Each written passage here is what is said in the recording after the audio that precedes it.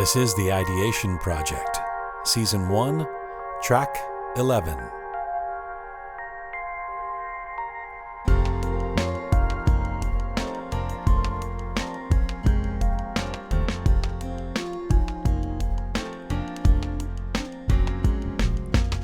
So one of the best albums in history just celebrated its 50th anniversary. Sgt. Pepper's Lonely Hearts Club Band by the Beatles dropped in 1967 and quickly became a gold standard for pop music records.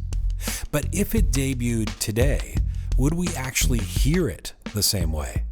Would we even make it through the entire thing? Would we fast forward and skip somewhere between Getting Better and Fixing a Hole? That is, if we even got to the Sgt. Pepper's theme in the shuffle of our Spotify stream. With today's multitasking audience driven to shiny objects and distraction, could this classic concept album even be guaranteed any traction? The reality is, if you've even made it this far into this piece, it's cause for celebration. No matter how good or bad this track is, you've likely already moved on. The latest stats show that over 60% of Americans say they only scan headlines and titles and rarely go deeper to read, watch, or listen. And that's just scratching the surface of our increasingly fickle minds. According to a study done by Canadian researchers for Microsoft, the average human attention span has dropped from 12 seconds in the year 2000 to 8 seconds in 2013. That, by the way, is said to be 1 second less than the attention span of a goldfish. And we don't need to turn this into another dangers of social media screed. We mostly understand the implications of cyberspace and speed leading to more bite-sized media and sensationalism. But what are shorter attention spans doing to the way we consume music? It was less than 20 years ago that the iPod was introduced, and it quickly revolutionized the way we listen to music. We suddenly had the ability to be more capricious, to skip a song or parts of it with little effort. Then came MySpace, ringtones, and all manner of online services that meant you no longer had to journey to a store to find your favorite song. It was about the music at your fingertips. Now the dominance of streaming services from Spotify to Pandora to iTunes and YouTube means that the culture of shuffling and skipping has become the norm. The fickle patterns of music consumption have had such an impact that they are changing the way music is actually produced. A new OSU study finds that chart-topping pop songs now feature instrumental intros that are 4 times shorter than they were in 1986. Get to the vocals and zoom to the chorus before the chance of diversion. There's no longer an appetite for Stairway to Heaven immersion. Oh, we have more musical options at our fingertips than we've had in human history, but it's also coming at a cost, that of the way we feel and experience art.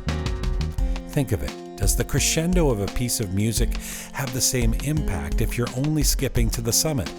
Hearing, say, 20 seconds of the Beatles' A Day in the Life as a ringtone is like witnessing the expansive majesty of the Grand Canyon through a smartphone pic.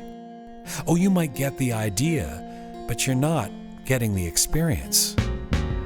Think of classic pieces of composition that have enthralled us and inspired our emotions for entire lifetimes, and then imagine them in bite-sized forms, or imagine shuffling through them on Pandora.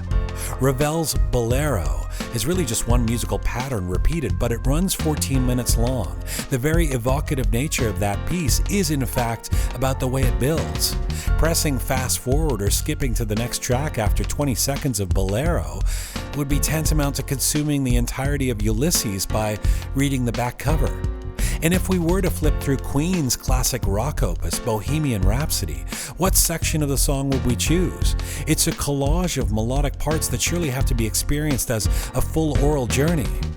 Sgt. Pepper's is doubtless one of the most influential albums of all time.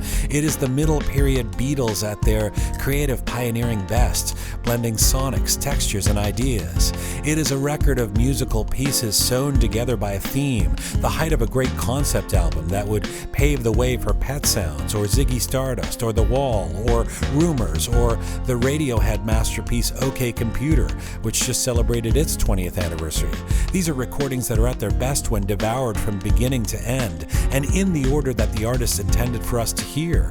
Would we think of Sgt. Pepper's as the same classic if the songs had been randomly pre-released one at a time on Spotify? Would it have the same cohesion if the tracks had only ever been heard on shuffle mode? Would we have even made it to that cacophonic climax of A Day in the Life towards the end of a song that is almost 6 minutes long? The album is not totally dead. In some indie circles and more specialized genres of music, it's still king. And there are some exceptions in the pop world where albums are still celebrated. Think of Beyoncé's Lemonade or Drake's Views, both of which had album listening parties and are considered to be long-form pieces to be consumed as a whole. But our attention spans are on a collision course with the patience and pause it takes to consider some pieces of art. No truly worthy artistic experience comes too quickly. If only there were a device by which you could play your music with a warm, deep sound and yet be unable to change the song or album without getting up and physically picking up and putting down, say, a needle? Creating the conditions where we might have to listen to a whole song or album would be exhilarating. Let's face it, that would be progress.